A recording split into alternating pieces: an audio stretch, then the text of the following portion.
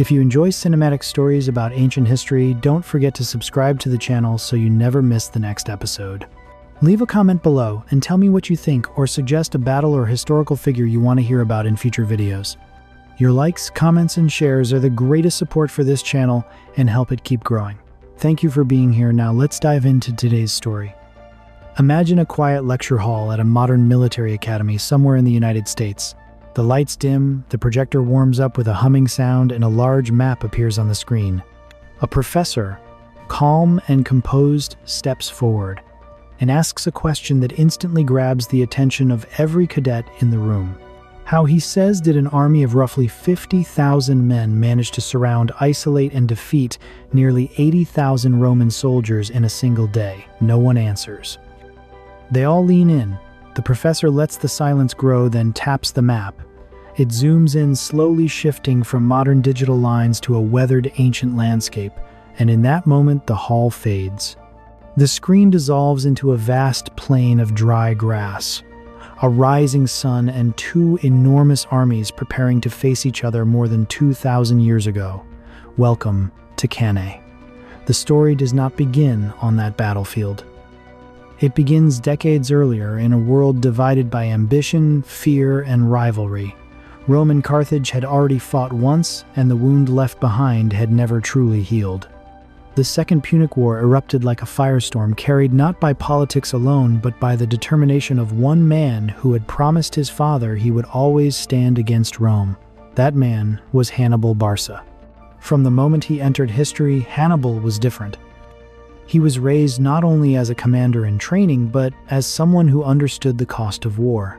As a young man, he rode with soldiers of many cultures, listened to their stories, studied their strengths, and learned how armies break, not just how they fight. His mind was sharp, but his patience was sharper. So when the Second Punic War began, Hannibal did something no Roman believed possible. He led his army across the perilous Alps through snowstorms and cliffs that swallowed men and animals alike. Many who followed him on that journey had no guarantee they would survive. And yet they marched, trusting a leader who walked at the front, not the back. On the other side of the mountains, battered but unbroken, Hannibal emerged into Italy. Rome had expected Carthage to fight far from their homeland, not at their doorstep. What followed were a series of shocking battles, Trebia, Trasimene, each one a reminder that Hannibal understood Rome's confidence better than Rome understood his strategy. But Rome was not a city that yielded easily. After suffering losses that would have crushed a lesser nation, the Romans gathered themselves, strengthened their resolve, and prepared for one defining confrontation. They believed deeply that with enough manpower, discipline, and organization, they could finally bring Hannibal to submission. They chose the vast plains near a small settlement called Cannae, a place with open space wide enough to deploy tens of thousands of men. It was here that the Roman Republic decided they would end the threat once and for all. It was here they assembled an army larger than any Hannibal had ever faced. Inside Rome, the mood was intense. Citizens demanded victory. The Senate pressured its generals. Two consuls elected for that year embodied two different attitudes. One favored caution, aware of Hannibal's unpredictable brilliance. The other believed force and courage alone could correct Rome's earlier failures. In the end, it was the voice of determination, even impatience, that carried the day. As the Roman army marched toward Cannae, confidence surged among the ranks. Many soldiers believed they were finally walking toward the victory that had escaped them for too long. They sharpened their weapons, straightened their armor, and made silent promises to return home triumphant. Across the field, Hannibal watched the dust rising from their approach. His army was smaller, a mix of cultures, languages, and fighting styles, but he had something Rome did not. He understood exactly how they would fight, and he was ready. And so as Hannibal stood watching the Roman dust clouds rise, the stage of Cannae revealed itself, a wide, sun-soaked plain stretching toward the River Aufidus, dry enough to choke the air with every step, yet open enough to hold the weight of two nations' destiny. The ground that morning felt almost alive. The earth was firm, the grass brittle under the summer heat, and the wind blew in unpredictable bursts, kicking up sand that clung to faces and armor. To Rome, this was perfect. Open ground for their massive formations. room to push forward in one unstoppable wave. But to Hannibal, this was not simply a battlefield, it was a canvas. And every contour of the land was a stroke he planned to use. The Romans arrived first in overwhelming numbers, tens of thousands forming long lines of red and iron across the plain. Their officers rode up and down the ranks, confirming formations, calling out final instructions. The atmosphere was heavy but confident, almost electric. You could feel the belief radiating off them. They were sure this would be the day they rewrote the story. "Look at them," a Roman soldier whispered to the man beside him, adjusting the strap of his shield. "It will be over before the sun is high." His companion grinned, though a hint of nerves flickered in his eyes. "May the gods let it be so." High above, on a slight rise, one of the Roman consuls, Gaius Terentius Varro, surveyed the field. He had chosen this place deliberately convinced that Rome's greatest strength, its vast infantry, would finally crush Hannibal's tactics. He folded his arms and nodded to himself. "This is the ground where we correct our mistakes," he said quietly. A nearby officer saluted. "The men are ready, Consul. They await your signal," good Varro replied. Today, Rome stands tall again. But not all Roman leaders shared his confidence. On the opposite side of the command tent, Lucius Aemilius Paulus watched the wind ripple across the grass. His brow furrowed. Something about the terrain unsettled him. He knew Hannibal too well. Knew that the Carthaginian commander never fought a battle without twisting the land itself into a weapon. "We must be cautious," Paulus murmured to a trusted officer. "This plain seems simple, but Hannibal sees more than we do." The officer hesitated. "And yet the Senate expects a decisive victory." Paulus gave a slow-weighted nod. "Yes, expectations can be dangerous." Across the field, the Carthaginian camp stirred with a different rhythm. There was no uniformity of faces or armor here. Hannibal's force was a mosaic of cultures: Libyan infantry with steady eyes, Gaulish warriors eager for the clash, Iberian fighters tightening their belts, and the agile Numidian horsemen, their horses restless and alert. Hannibal rode through their ranks, not with theatrical gestures, but with quiet presence. Soldiers straightened when he passed, not out of fear, but out of respect. He stopped beside a group of Iberian infantry, polishing the edges of their shields. "Are you ready for today?" Hannibal asked. One of them, a veteran with sun-darkened skin, looked up and replied, "We follow you, Commander. You know this field better than they do." Hannibal offered a faint smile. "I know how they think." "That will be enough." From the center of the Carthaginian line, the view of the Roman army resembled a solid wall of humanity stretching toward the horizon. It was intimidating, undeniable. Yet Hannibal's expression remained calm. He had chosen his ground carefully. He had placed his light infantry in a forward crescent shape, subtly curved outward. Behind them, his sturdier African infantry rested in deeper, tighter formations. And on the wings, like two drawn bows, stood his cavalry, the swift, unpredictable Numidians on one side and the heavier cavalry on the other. Every part of his formation was intentional. Every gap, every angle, every position was meant to turn Rome's greatest strength into its downfall. As the sun climbed higher, both armies prepared for the signal that would ignite the day. A hush fell across the plain, the kind of silence that comes not from calm but from tens of thousands holding their breath at once. Then slowly Hannibal lifted his hand, and the Battle of Cannae began to move. And as Hannibal's hand rose into the air, the tension across the field snapped like a drawn bowstring. A moment later, the first signal sounded low, steady horns from the Carthaginian line, answered almost immediately by the sharper, more forceful Roman trumpets. The plain of Cannae, silent only seconds before, came alive with the steady march of tens of thousands of feet. The Romans moved first, their formations tightening into a dense forward-driving mass. From the front ranks, the ground seemed to pulse beneath their sandals. Dust rose in waves, drifting into their eyes and throats as they advanced. Yet the emotion among them was unmistakable confidence, pure and powerful. Forward, a centurion called out, his voice strong and certain. "Today we end this." The soldiers around him echoed his energy. They believed the same thing. For many, this was not fear, but opportunity, a chance to reclaim Roman honor, to return home with stories of triumph. Faces hardened with determination, they pushed ahead, shields locked, spears angled outward. Across the field, Hannibal's forward infantry waited, watching the red wall approach. These were men who had fought with him through mountains, storms, and years of battles. They had seen Rome's discipline, they knew its power, yet they also trusted the calm they saw in their commander's eyes. One Iberian soldier glanced at his comrade and whispered, "They come fast." His companion nodded. "We hold." The commander said, "We move only when the time feels right." The Roman front line collided with Hannibal's light infantry in a single sweeping wave. The impact was not chaotic but rhythmic, as if two tides had met. Shields hit shields. The Roman push was relentless, a steady pressure designed to break the enemy's center by pure force. At first, the Carthaginian line held firm. Then, as planned, it began to give way, but not in panic. Step by step, the front ranks eased backward, falling into a subtle, controlled retreat. To the Romans pressing forward, it looked like victory beginning to take shape. "They're breaking," a Roman soldier shouted, his voice lifting above the noise. "Keep pushing," a centurion commanded. "Do not stop." The mass of Roman infantry surged ahead, tightening its formation even more. The density of their ranks made movement difficult, but it also amplified their confidence. The more they advanced, the more convinced they became that Hannibal's army was finally bending under their strength. But from behind the Carthaginian line, the retreat looked different. It was measured, deliberate, a slow inward curve forming with each backward step. Hannibal, observing from a position behind his center, watched the shape unfold exactly as he had envisioned. He turned to an officer at his side. "They think we're falling apart." The officer nodded. "And they are eager to believe it." "Good," Hannibal said quietly. "Let them come deeper."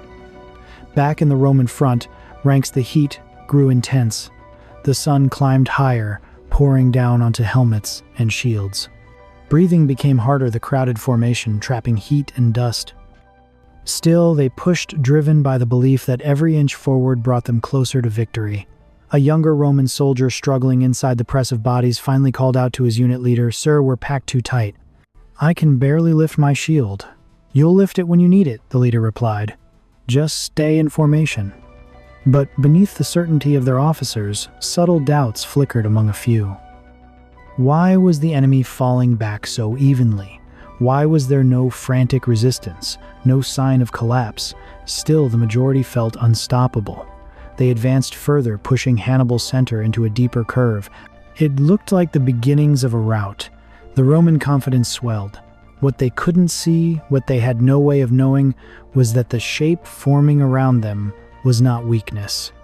It was a trap slowly closing its arms, and with every step forward, Rome moved deeper into it.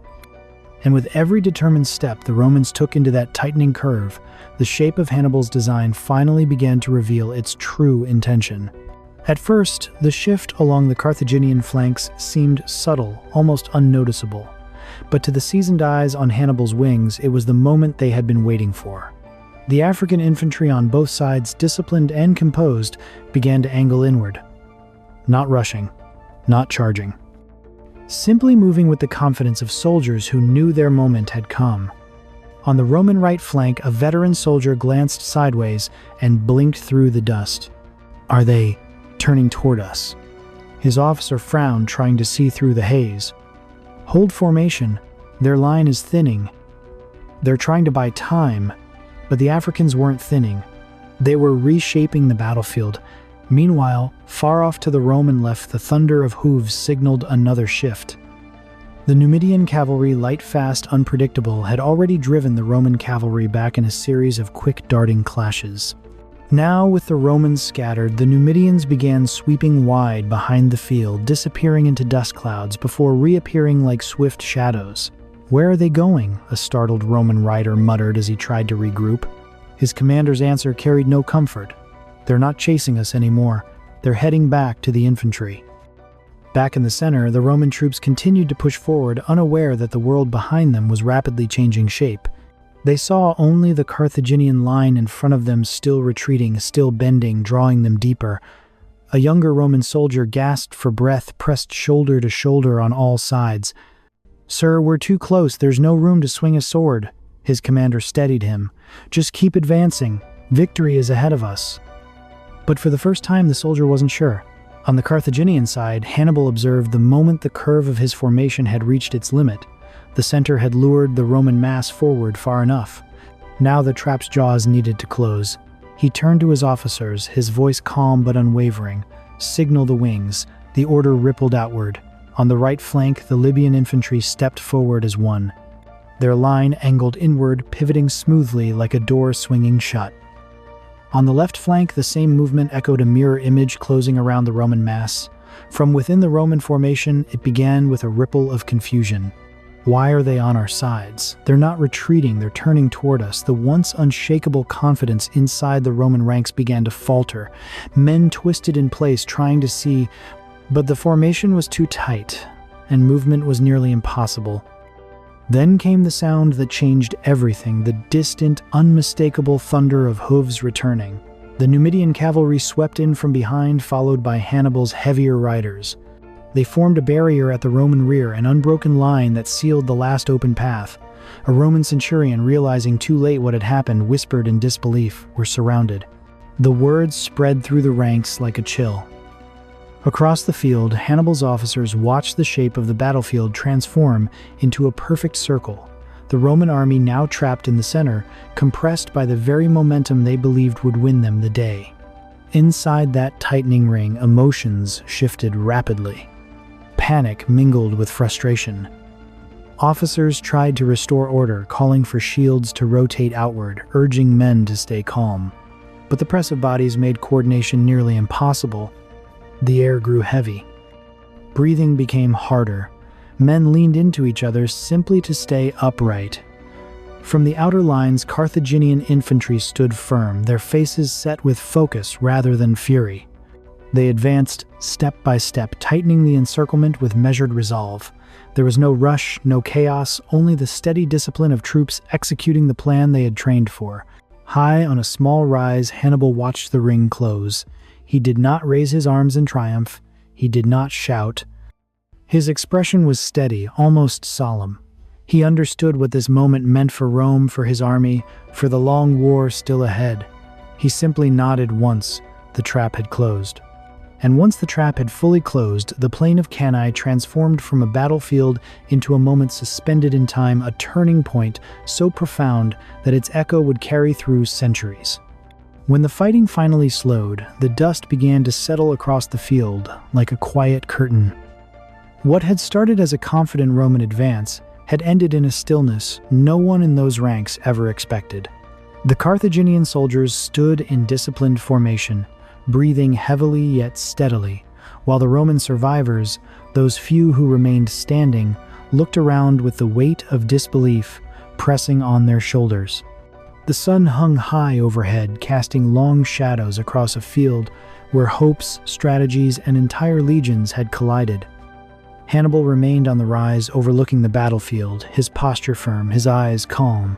But behind that calm was something deeper, an understanding of what this day would mean for the world. His officers rode up to him, bringing reports, offering praise, waiting for some triumphant declaration. Instead, Hannibal simply nodded, his voice low. "This will be remembered," he said, "though the war is far from over." Miles away in Rome, the reaction was immediate and overwhelming. When messengers arrived carrying news from Cannae, the city fell into a heavy silence. People crowded the streets waiting to hear confirmation. Mothers, fathers, sons, and daughters clung to slivers of hope that the rumors of disaster were exaggerated. But when the truth was read aloud, the collective breath of the city seemed to leave all at once. Some wept openly. Others stood frozen, staring at the ground. The Senate gathered in urgent session not to discuss surrender, but to steady the republic from within. One senator reportedly stood and said, "Rome has suffered a wound, but Rome still stands." And that sentence, simple, steady, became the pulse that kept the city moving forward. Rome made decisions quickly. They reinforced their defenses, reorganized their armies, and resolved not to meet Hannibal on open ground again. They chose discipline over panic, resilience over fear. Leaders reminded citizens that Rome was more than its armies. It was a people who refused to yield. Back at Cannae, Hannibal understood something about Rome that many of his officers did not. He knew this victory, as powerful as it was, would not guarantee the end of the war. Rome's strength had always been its ability to rise after being knocked down. He watched his soldiers gathering supplies, checking on one another, tending to the wounded with quiet determination. His army had fought bravely, brilliantly, but he also recognized that moments like this came with a weight. Victory carried responsibility, and the next steps would decide the course of the entire conflict. Days later, as news of the battle spread across the wider Mediterranean, people in distant cities spoke his name with awe. Military leaders in various states studied the battle, trying to understand how such a maneuver had been possible. Hannibal's double envelopment, the encirclement at Cannae, became more than a tactic. It became a blueprint, a lesson, a caution, and a symbol of what strategic clarity could achieve against overwhelming odds.